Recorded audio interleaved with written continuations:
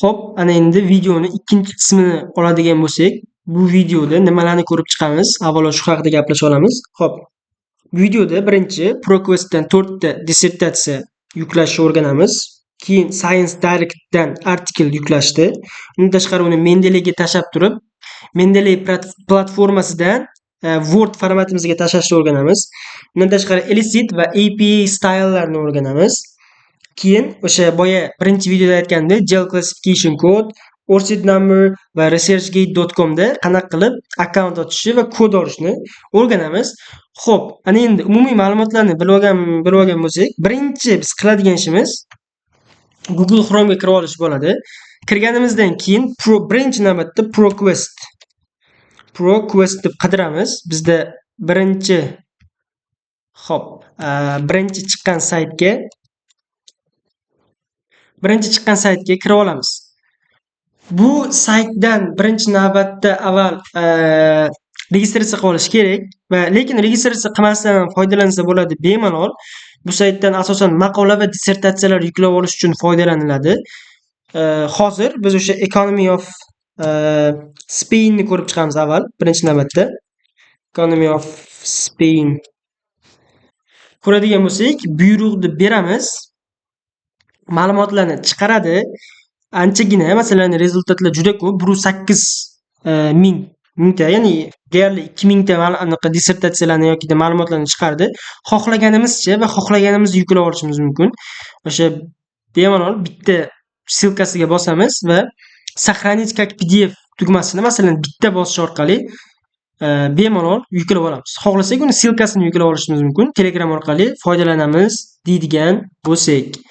Xo'p, endi ikkinchi qiladigan ishimiz biz o'sha hozirgi dissertatsiyalarni yuklab qo'yganmiz.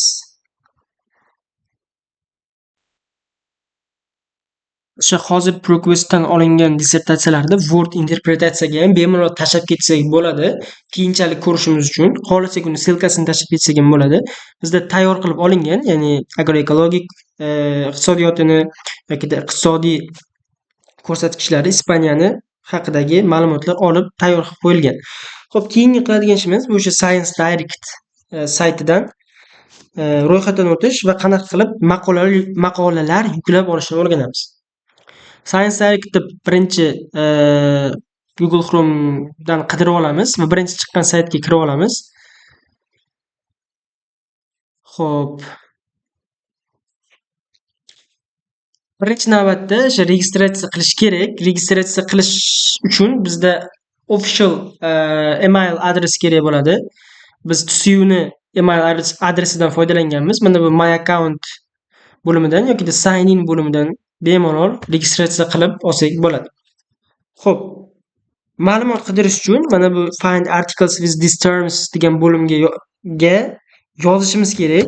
Nima qidirayotgan bo'lsak biz Ispaniyani iqtisodiyotini qidiryapmiz.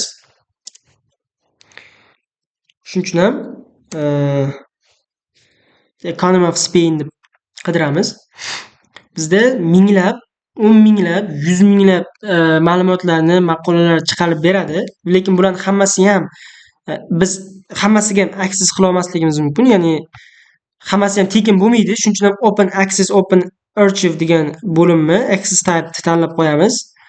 Tanlaganimizdan keyin bizda ochiq bo'lgan ma'lumotlarni chiqarib beradi. Masalan, 27 mingta, 28 mingta ma'lumot bizda ochiq, bemalol yuklab olishimiz mumkin.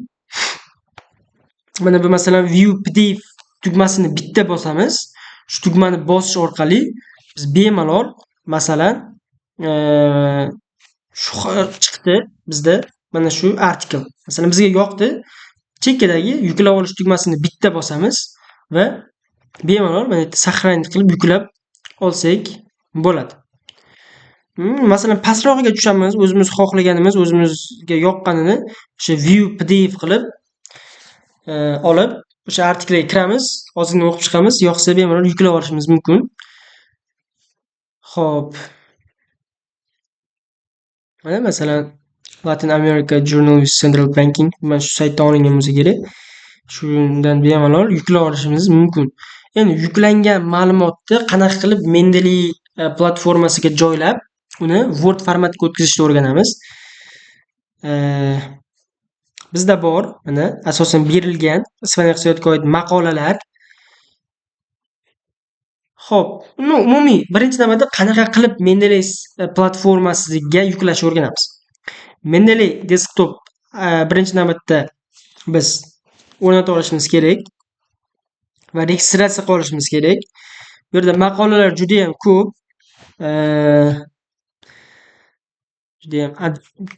Endi bu yerdan birinchi navbatda qilishimiz kerak bo'lgan ish tools bo'limiga o'tib install Word plugin, ya'ni Word bilan kollaboratsiya qilib qo'yishimiz kerak. Mana shu Mendeley platformamizda bizda allaqachon qilingan, akkaunt ochilgan. Xo'p, endi maqolani qanday qilib kirgizamiz deydigan bo'lsak, uni add bo'limiga bitta bosamiz. O'zi shunday unaqaga olib boradi. Bu nima deydi, рабочий stolga olib boradi. Bu yerdan загрузка yoki dokument bo'limidan o'zimizga yoqqan, xohlagan turdagi dissertatsiyani ustiga bitta bossak yoki maqolani ustiga bossak, bu avtomatik tarzda Mendeley platformasida paydo bo'ladi va 2 marta bosish orqali biz Mendeley platformasiga kira olamiz. Xo'p, bizga masalan yoqib qoldi introduction bo'limidagi 4 ta gap yoqib qoldi deydigan bo'lsak, buni bitta belgilab olamiz. Belgilab olib turib Ctrl+C qilamiz va uni masalan Word faylimizga o'tib turib shunchaki tashlab, masalan Ctrl+V tugmasi orqali berib ketsak bo'ladi bemalol.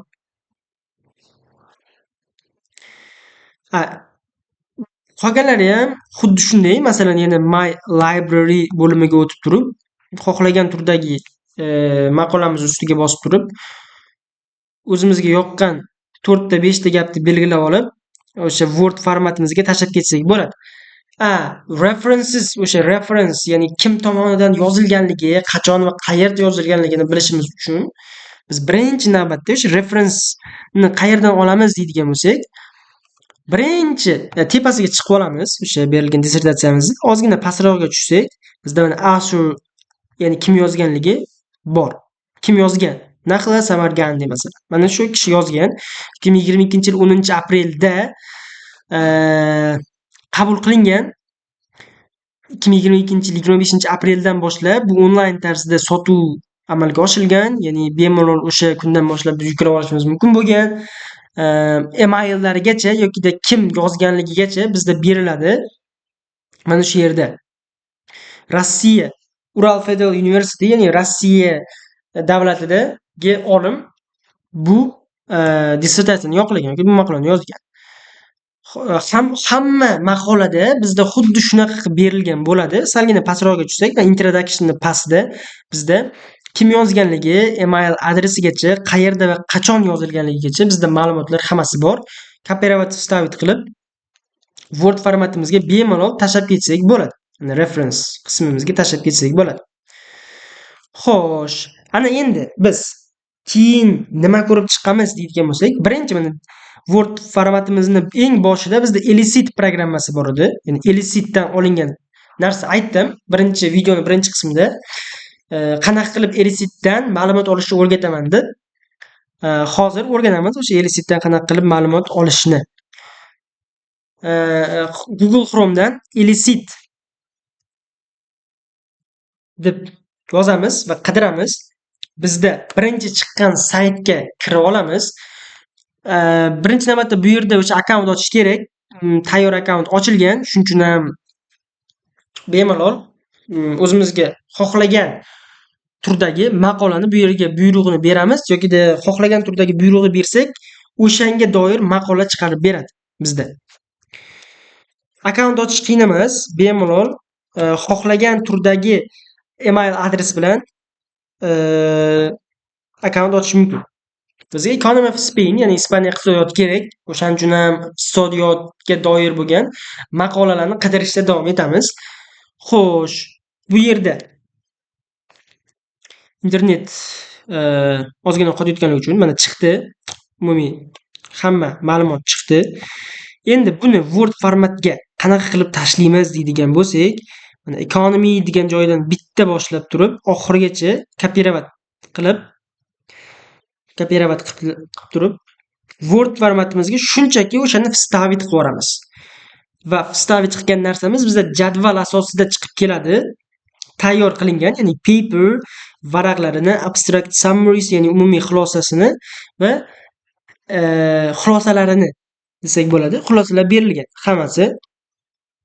O'qib chiqsak bo'ladi. Buni o'zbekchaga tarjima qilib olsak ham bo'ladi. Google переводчикdan. Agar inglizchada ozgina qiyinchilik tug'diradigan bo'lsa, o'zbekchaga tarjima qilib bemalol Elicit programmasidan dissertatsiyalarni yuklab olsak bo'ladi.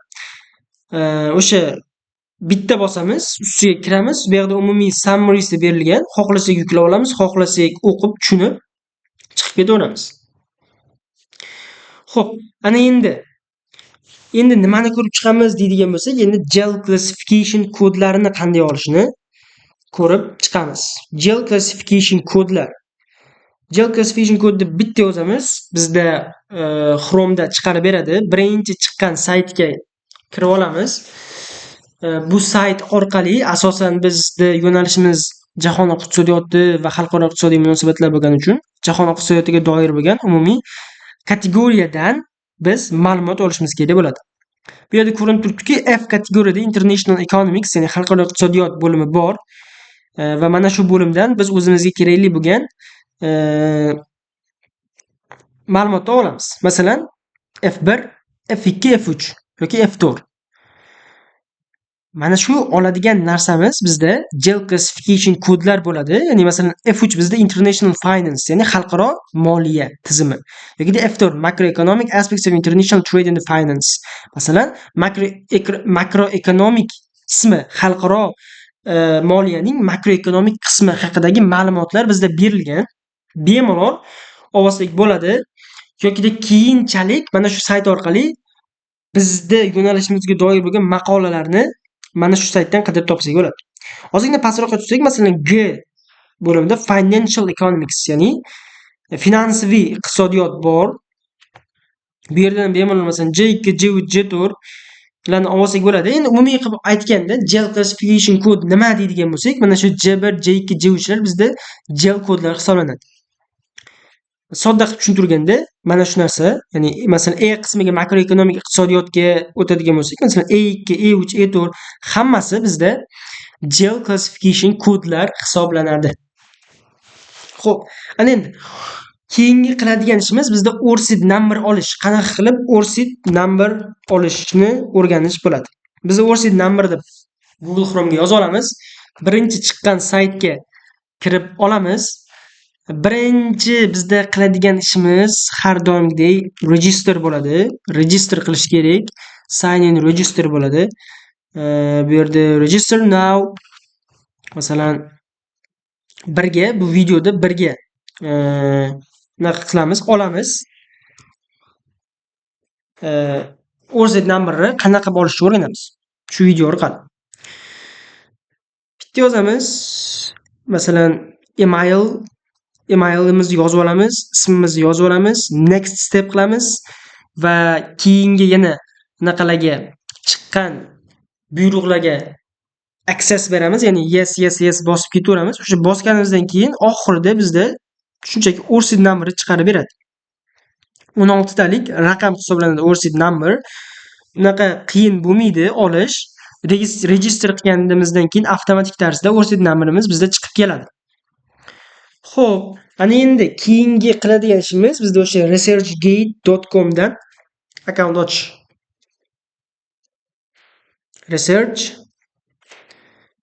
researchgate mana .com dan akkaunt ochish hisoblanadi.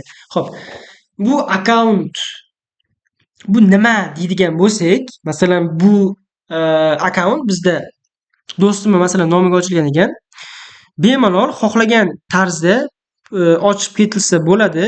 Akkaunt xohlagan inson nomiga bir marta ochib olgandan keyin bemalol xohlagan turdagi mavzudagi maqolalarni bu yerdan yuklab olsak bo'ladi. O'sha bizga kerak bo'lgan o'sha maqolani masalan yozadigan bo'lsak, bizda chiqarib beradi. Article, hamma turdagi all types of article, anytime va all type, ya'ni любой turdagi artikellarni xohlagan paytda yuklab olishimiz mumkin. Masalan, Yaponiya va Ispaniyani 1960-yildagi xalqaro iqtisodiy va ijtimoiy masalan munosabatlari to'g'risidagi bizga artikl kerak va topib oldik, yoqib qoldi. Shunchaki mana shu artiklga kiramiz, ko'ramiz, yoqqan bo'lsa, masalan, request full text deb bosadigan bo'lsak, full tarzda bu narsani biz yuklab olishimiz mumkin. Agar bu yerda abstract qismi umumiy ma'lumot berilgan, bitta o'qiymiz. Umumiy tarzdagi maqola, ya'ni artikl nima haqida ketishini oldindan mana shuni o'qigandan keyin bilib olsak bo'ladi.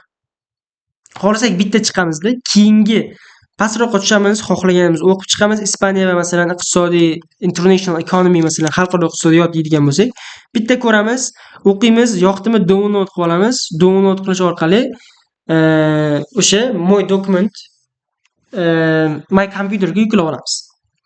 Xo'p, endi keyingi biz qiladigan ishimiz, ya'ni so'ngilaridan biri bo'ladi, ya'ni grammarly.com dan akkaunt ochish hisoblanadi. Grammarly.com bu sayt nima qilib beradi deydigan bo'lsak, Grammarly.com bizda plagiarizmni tekshirib beradigan sayt hisoblanadi. Plagiarizm nima deydigan bo'lsak, o'sha biz berayotgan yoki olayotgan ma'lumot to'g'rimi, qayerdandir ko'chirilmaganmi degan narsaga aniqlik kiritish maqsadida bemalol mana shu saytga kiramiz, ko'ramiz, xohlasak o'sha artiklimizni yuklaymiz.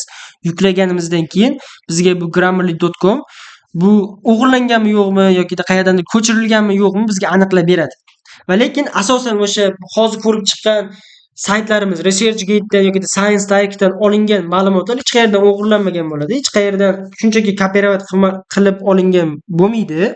Shuning uchun ham fayllar hammasi toza, bemalol ko'rib, o'rganib, bilim olsak bo'ladi. Xo'p, eng so'nggisi o'sha screen recording, ya'ni Ocam bo'ladi. Ocam hozirgi biz oladigan bu videoni Ocam platformasida olayotganligimiz uchun o'sha 20 ta kategoriyani ham oxirgisini biz plus qilamiz va ikkinchi videoda biz nima qildik? Bitta umumiylashtiramiz va videoni yakunlaymiz. Xo'p, bu video orqali biz ProQuestdan 4 ta dissertatsiyani yukladik va qanday yuklashni o'rgandik. Science Direct'dan 4 ta yoki 3 ta xohlaganimizgacha 10 tagacha artikl yuklashni o'rgandik. Uni Mendeley platformasiga tashlashni o'rgandik va kerakli bo'lgan bizda atribut, ya'ni ozgina qismchasini belgilab olib turib, Word interpretatsiyamizga tashlab ketdik va unga doir bo'lgan referenslarni ham oldik. Ya'ni kim yozgan, qayerda yozgan, kim tomonidan yozilganligigacha biz o'rganib oldik, bilib oldik. APA style o'rgandik. Gel classification kodini qanday olishni o'rgandik, qaysi saytdan olishni o'rgandik. ORCID nomerini qanday olishni va qanaqa qilib registratsiya qilishni o'rgandik va ResearchGate'dan akkaunt ochdik va akkaunt ochishni o'rgandik. Allaqachon akkaunt ochilgan bo'lsa ham, undan tashqari Grammarly.com ni vazifasini, nima qilib berishini va nima joylashni bilib oldik. Bunda ham avval akkaunt ochish kerak, Grammarly.com da ham. Xo'p, va so'nggisi bizda o'sha Ocam platformasidan qanaqa video yuklashni. Mana shu videoni ocam.com saytida o'sha platformasini olyapmiz. Xo'p, 20 ta kategoriyali bizda ma'lumotlarni kategoriyamizni hammasini defend, ya'ni ko'rib chiqdik, himoya qildik, ma'lumotlarni o'rgandik. Yana ham ma'lumotlar kerak bo'lsa, keyinchalik yana ham qiziqsanglar, mana shu saytlarga kirib bemalol ko'rib yuklab olsanglar bo'ladi. Hozircha videoni yakunlaymiz. Hammaga rahmat.